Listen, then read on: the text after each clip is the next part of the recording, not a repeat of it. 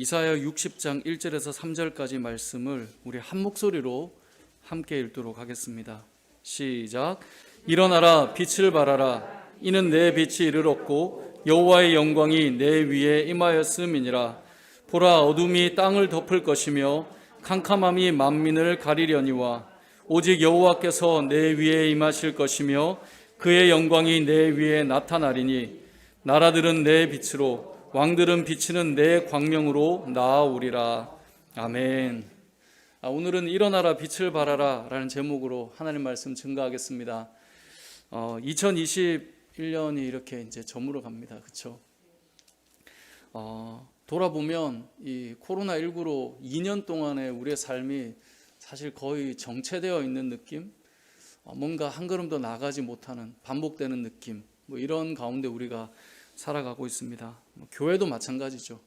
우리가 예배를 모여서 드렸다가 또 온라인으로 드렸다가 또 잠깐 모였다가 또 온라인으로 드렸다가 이런 반복 가운데 교회가 복음을 전하는 일도 사실은 여러 가지로 어려움이 있고 또 교회가 뭔가 사역을 펼치기도 어려움이 있고 계속 반복되는 시간들을 한 2년 가까이 이제 보내왔던 것 같습니다. 이러한 상황 속에서 2022년을 앞두고 하나님, 우리가 어떤 말씀을 나누는 게 좋은 것일까요? 라고 기도하면서 쭉 시간을 보냈는데 계속해서 하나님께서 주셨던 마음 중에 이사야 60장 말씀을 좀 함께 나누면 좋겠다는 마음을 계속 주셨습니다. 그래서 어쩌면 내년에도 또 반복되는 시간들이 우리 안에 찾아올 수도 있겠지만 그래도 하나님께서 우리에게 주는 말씀과 메시지를 한번 우리가 생각해 보았으면 좋겠는데요. 이사야 60장 말씀은 우리가 잘 아는 것처럼 시작이 이것입니다. 일어나라, 빛을 발하라. 이것은 모든 이스라엘 백성들과 지금 이 시대를 살아가는 모든 성도들을 향한, 모든 교회를 향한 하나님의 살아있는 말씀입니다. 일어나라, 빛을 발하라. 너무나 오랜 시간 가라앉아 있는 것 같고 침체되어 가는 상황 같지만 하나님께서 우리에게 하시려는 말씀은 일어나라, 빛을 발하라, 이 말씀이라는 것입니다. 여기서 일어난다라고 하는 말은 단순히 앉아있다가 일어나는 그런 개념이 아닙니다. 여기서 일어난다는 개념은 아픈 자가 치유되고 병든 자가 회복되고 죽은 자가 살아나는 의미가 바로 일어나라라고 하는 의미입니다. 이 말씀이 가장 잘 표현되어 있는 부분이 마가복음 5장에 나오는 사건인데요. 회당장 야이로의 딸이 아팠을 때 회당장이 예수님께 찾아갑니다. 예수님, 우리 딸이 12살밖에 되지 않았는데 우리 딸아이가 죽어갑니다. 이 아이를 좀 고쳐주십시오. 그렇게 주님 앞에 엎드려 간구합니다. 그래서 주님과 함께 이 야이로의 딸을 치유하기 위해 같이 가게 되는데요. 야이로의 집에 도착했을 때 이미 그 집은 통곡이었습니다.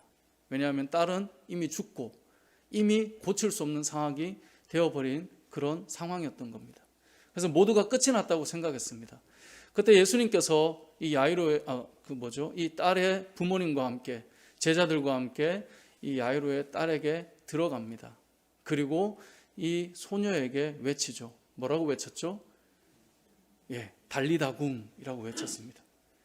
성경에 보면 달리다굼이라고 외쳐놓고 번역하면 이런 뜻이다라고 설명해줘요.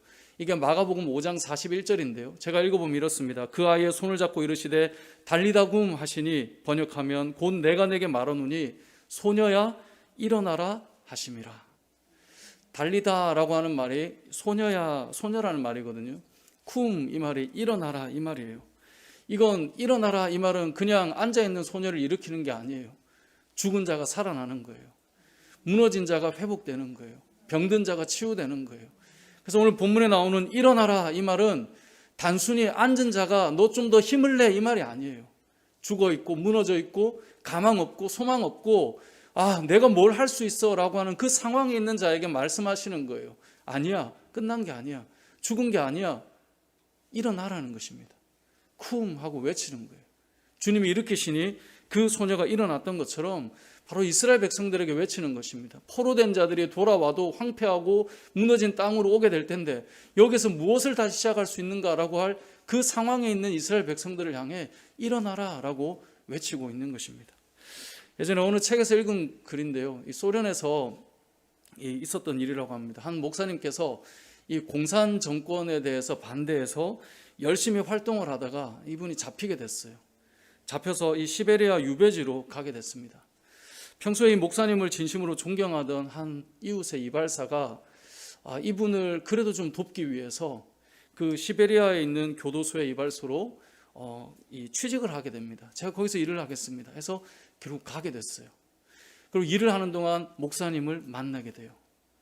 그런데 이 목사님을 만났는데 이전에 그렇게 패기가 있고 용기 백배이던 목사님께서 고문과 중노동을 너무 당해서 그런지 고개를 떨구고 힘이 하나도 없으신 거예요.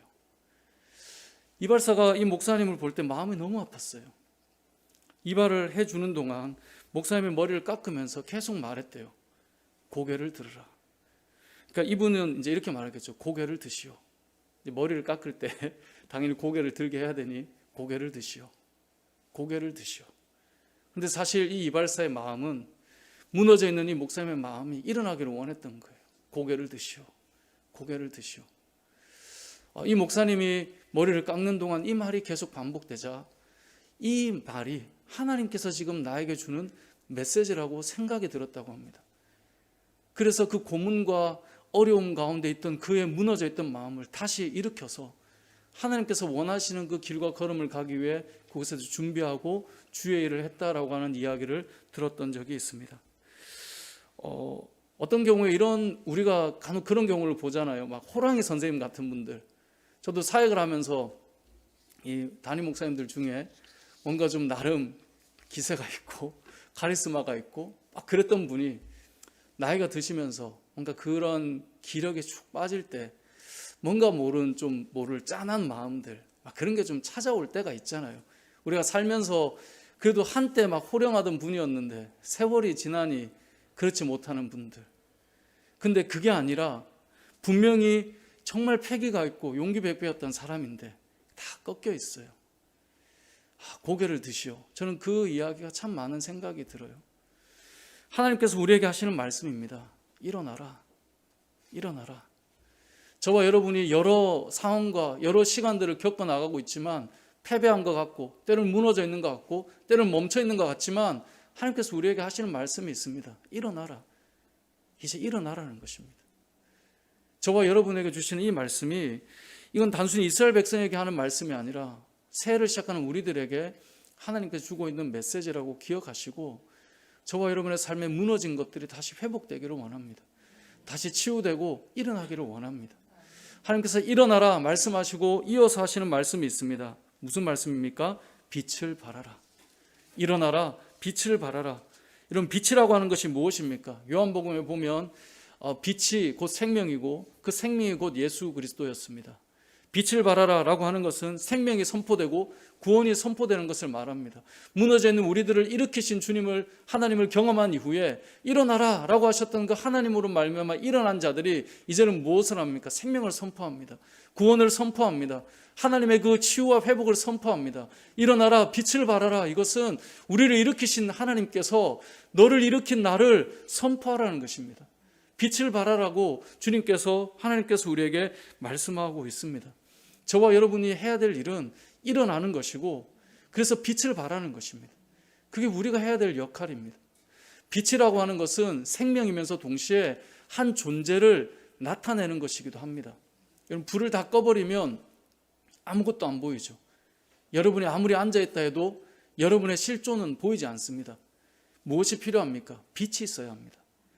제가 예전에 우리 교회 성도님이 일했던 이 어둠 속의 대화라고 하는 곳에 한번 가본 적이 있는데요. 거기 가니까 진짜 빛이 하나도 없으니까 딱 들어가는 순간 아무것도 안 보이더라고요.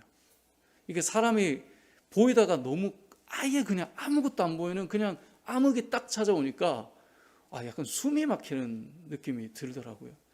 그 시간이 이제 흘러가면서 이 길을 안내하는 로드마스터께서 이렇게 안내를 하고 또 뭔가를 만지게 하고 소리를 듣게 하면서 조금씩 보이진 않아요. 근데 그 답답함은 좀 해결되더라고요. 전혀 보이지 않아요. 우리가 밤에 누울 때 밤에 불을 꺼도 바깥에 빛이 조금이라도 있으면 서서히 뭔가 보이기 시작하잖아요. 그게 빛이잖아요. 빛이라고 하는 것은 뭔가 실존과 존재를 보여주는 것이 빛입니다. 빛을 발하라 라고 하는 것은 결국은 이 세상 가운데, 어둠 가운데 내가 무엇인지, 내가 누구인지 알 수 없는 존재에게 빛을 비춰줘야 그 존재가 무엇인지, 누구인지, 내가 어떤 상태인지 알게 되는 것입니다. 그래서 빛을 발하라 라고 말씀하고 있습니다. 세상 가운데 빛을 발해야 되는데, 그럼 세상은 어떤 상태인가? 60장 2절을 보면 이렇게 되어 있습니다. 보라, 어둠이 땅을 덮을 것이며 캄캄함이 만민을 가리려니와. 세상이 어떤 상태입니까? 어둠이 땅을 덮고 있어요. 캄캄함이 만민을 가리고 있어요. 그래서 빛이 필요한 것입니다. 하나님이 없는 세상은 어두움과 캄캄한 세상이라고 말합니다. 하나님이 없는 인생은 뭔가 자신이 자신을 아는 것처럼 말해도 실제 자신의 상태를 전혀 모른 채 살아가는 존재와 같습니다. 그래서 이 어둠의 상태를 이 60장 2절을 말씀하면서 그래서 빛이 필요하다는 것입니다. 실제로 어둠의 상태를 조금 더 구체적으로 말씀한 것이 앞에 나오는 59장의 말씀인데요. 59장 9절을 한번 보겠습니다. 59장 9절 말씀을 같이 읽어볼게요. 시작. 그러므로 정의가 우리에게서 멀고 공의가 우리에게 미치지 못한즉 우리가 빛을 바라나 어두움뿐이요 밝은 것을 바라나 캄캄한 가운데에 행함으로. 아멘. 10절 11절에도 보면 맹인같이 담을 더듬고요, 눈 없는 자같이 두루 더듬으며 낮에도 황혼때같이 넘어지고 우리는 강장한 자 중에서도 죽은 자 같다라고 말해요. 그러니까 지금 이 어둠의 상태가 무엇이냐, 9절에 보니까 정의가 우리에게서 멀고 공의가 우리에게 미치지 못하는 상태를 말해요. 그러니까 세상에 정의가 없어요. 공의가 없어요.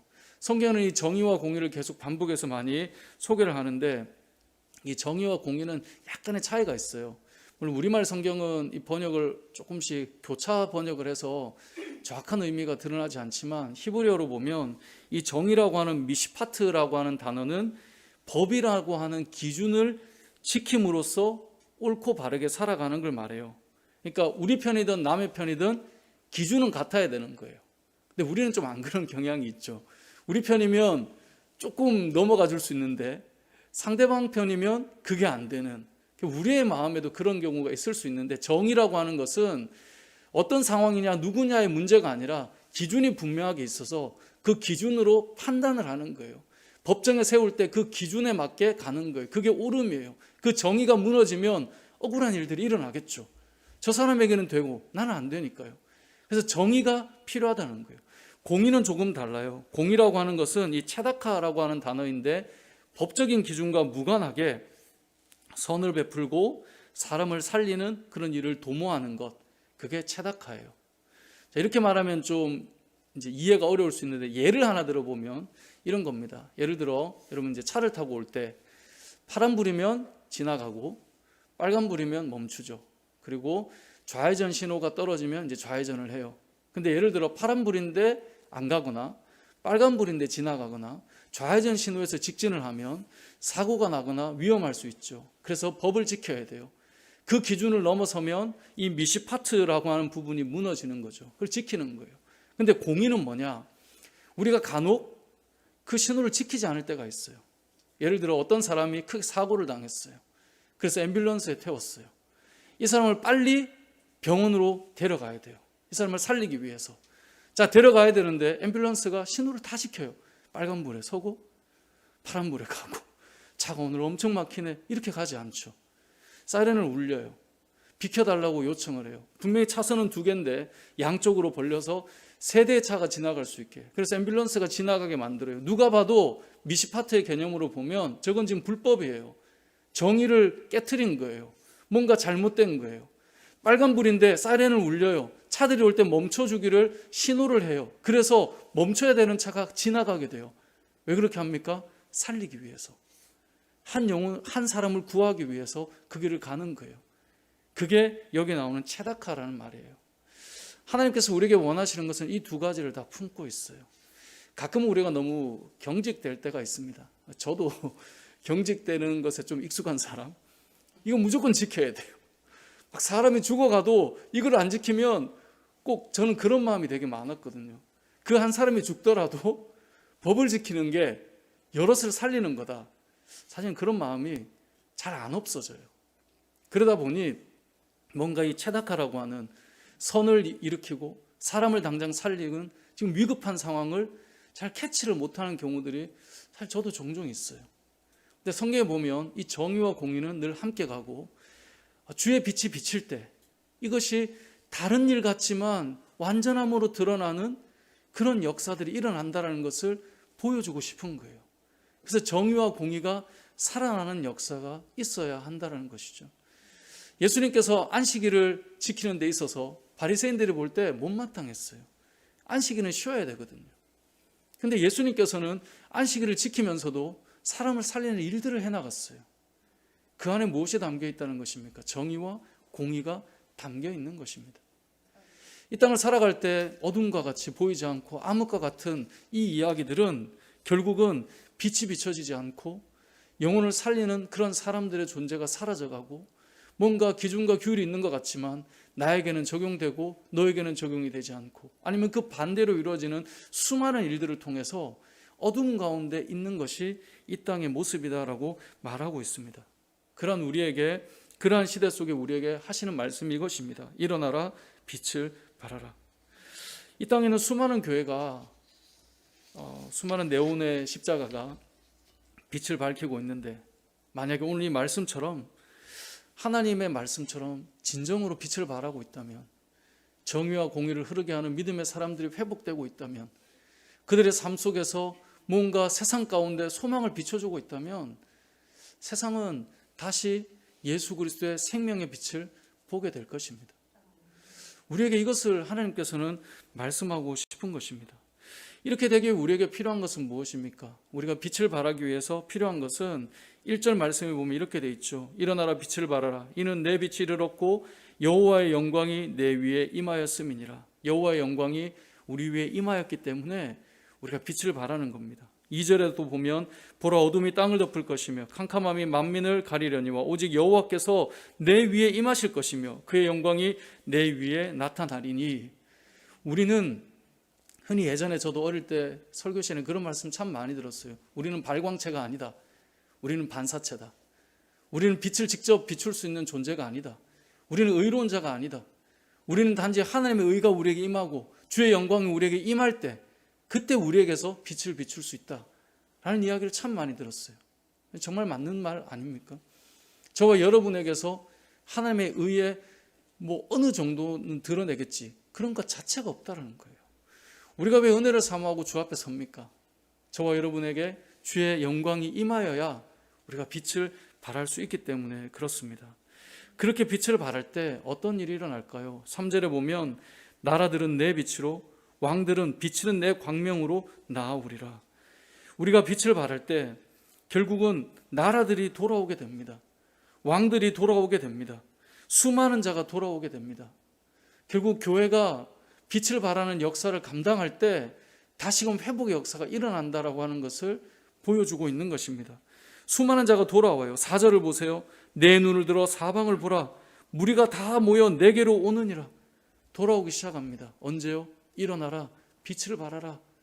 하나님 말씀하신 대로 우리가 나갈 때 저와 여러분이 이 세상을 살아가며 빛을 발할 때 정의와 공의를 행하고 우리 안에 생명의 말씀이 예수 그리스도가 선포될 때 하나님께서는 역사하시는 것입니다. 어떻게 해요? 수많은 사람들이 돌아오게 될 것이다. 내 눈을 들어 사방을 보라. 무리가 다 모여 내게로 오느니라.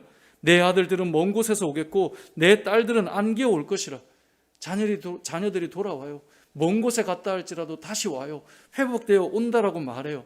이뿐 아니라 5절에 보면 기쁜 빛이 화창한 그런 날이 오는데 무엇 때문에 그럴까요? 5절을 같이 읽어보겠습니다. 시작.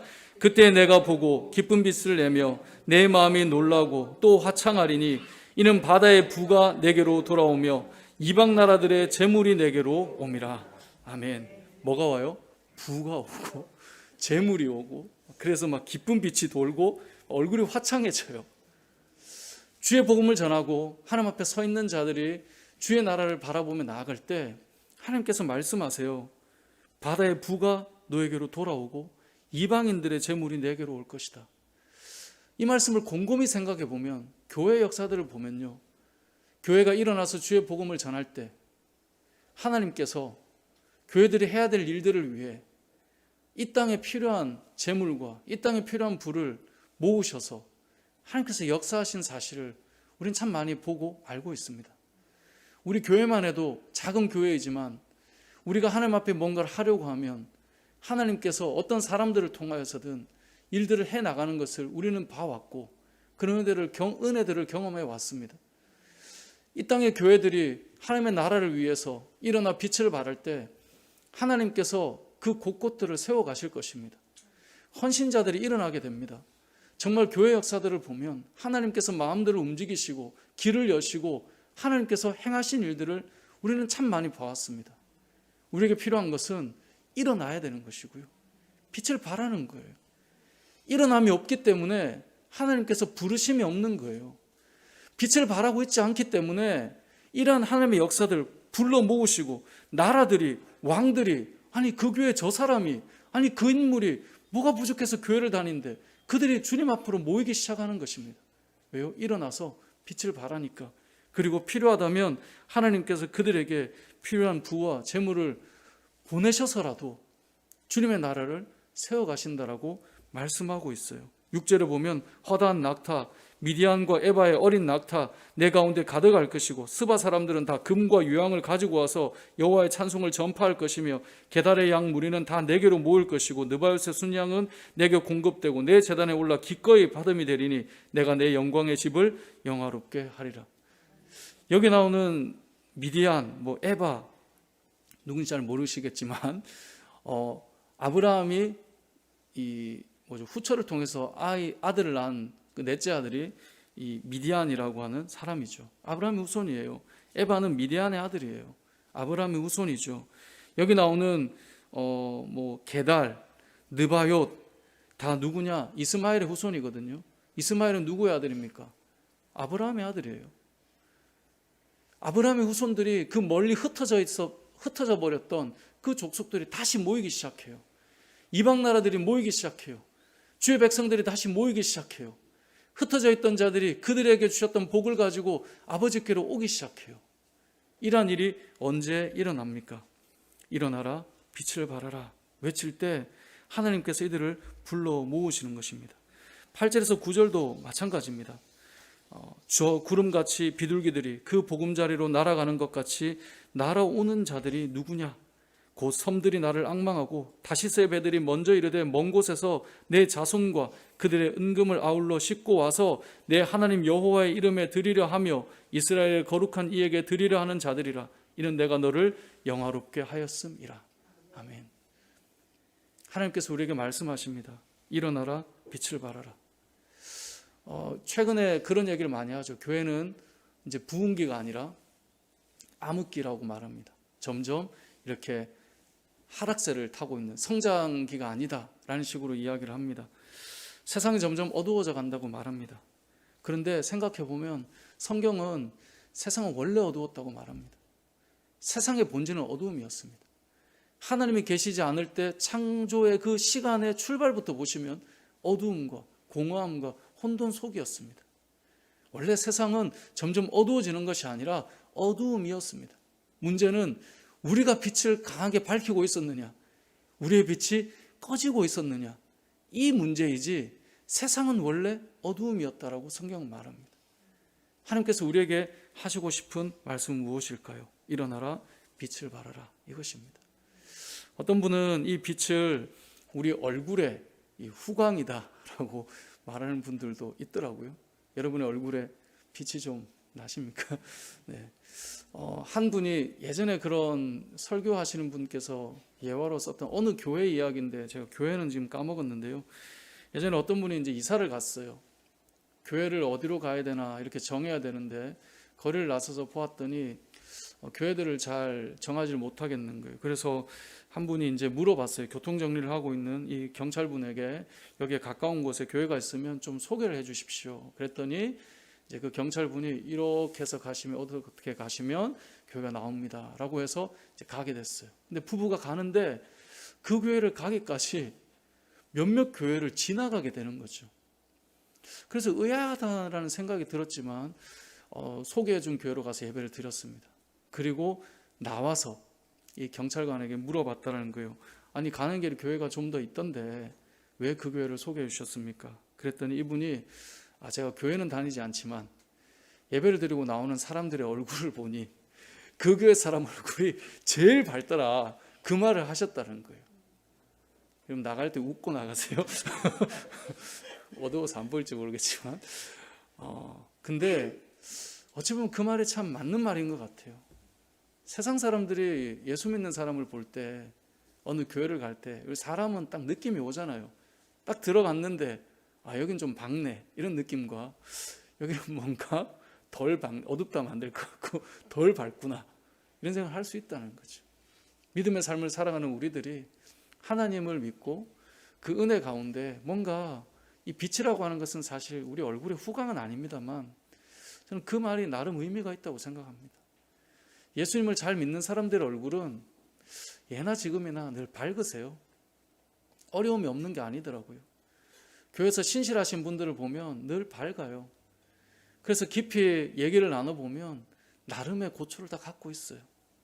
그게 없어서 밝은 게 아니에요. 예수님 때문에 광이 나는 거죠. 빛이 나는 거예요. 저는 2022년을 우리가 이제 살아가기 시작할 건데, 여러분의 얼굴에 그런 빛이 좀 났으면 좋겠습니다. 세상 사람들이 볼 때 저분은 예수 믿는 사람이구나, 여러분 그런 마음 가질 때 있지 않아요? 뭐 이렇게 어떤 사람을 만났을 때 너무 괜찮아요. 그럼 속으로 교회 다니면 좋겠다, 저런 분이 교회 다니는 사람이면 얼마나 좋을까, 이런 마음 가지잖아요. 뭐 연기자나 뭐 TV에 나오는 사람들이 어떤 이런 행실이나 이런 것들이 나올 때 저런 분이 크리스찬이면 얼마나 좋을까, 왜냐하면 크리스찬이면 저래야 되는데, 그 마음 때문에 생각을 하는 거죠. 이 땅을 살아가는 저와 여러분의 삶이 그러한 좀 빛이 비춰지는 삶이 되었으면 좋겠습니다. 말씀을 정리하겠습니다. 오늘 본문의 말씀에 하나님께서는 우리에게 말씀하십니다. 일어나라. 여러분 뭐 내년에 이제 내일부터죠. 또 우리 뭐 거리두기를 어떻게 할지, 무엇을 어떻게 할지 우리는 다 알 수 없습니다. 이게 얼마나 더 길어질지, 또 어떻게 하다가 또 이게 종식될지 우리는 정말 아무것도 알 수 없습니다. 하지만 분명한 것은 코로나가 종식되었다고 우리가 뭔가 달라지는 건 아닙니다. 문제는 우리가 하나님의 그 말씀으로 말미암아 일어나는 것, 그것이 중요합니다. 일어난다라고 하는 것은 죽은 자가 살아나는 것이고, 무너진 자가 예수 그리스도로 말미암아 새 힘을 얻는 거예요. 그래서 이사야 말씀은 예전에도 말씀드렸잖아요. 66장까지 있는데 이것은 성경 전체를 압축해 놓은 것과 같다. 39장까지가 구약의 메시지와 같이 하나님의 공의와 심판의 메시지가 정말 강력하게 드러나 있지만, 40장부터는 회복의 메시지가 담겨 있어요. 신약의 말씀처럼. 근데 40장에 뭐가 나올까요? 여호와를 앙망하는 자는 뭘 얻어요? 새 힘을 얻는다부터 시작해요. 그리고 오늘 말씀에 나오는 이것처럼 일어나게 되는 것입니다. 여러분 올 한 해, 이제 내년 시간이 애매한데 2022년 한 해 동안 하나님 주시는 힘으로 말미암아 일어나시고, 그리고 세상에서 빛을 발하십시오. 하나님께서 모이게 하실 것입니다. 하나님께서 부르실 것입니다. 만방의 사람들을 부르시고 역사할 것입니다. 우리에게 빛이 있다면, 생명이 있다면 역사는 일어납니다. 교회는 늘 그 생명으로 일어났고 생명으로 살아났습니다. 목사님 저 역시도, 그리고 여러분 역시도 우리 안에 살아계신 예수 그리스도가 온전히 선포되고 빛을 발함으로, 또 우리의 삶 자체가 세상에 살아갈 때 성도의 그 아름다운 빛이 드러남을 통하여서 하나님께 영광이 되고, 죽음에 거한 자들의 온전한 빛이, 생명의 빛이 드러나 교회가 살고 또 지역이 살고 우리가 함께 살아가는 놀라운 역사가 있으시길 주님의 이름으로 축복합니다. 아멘.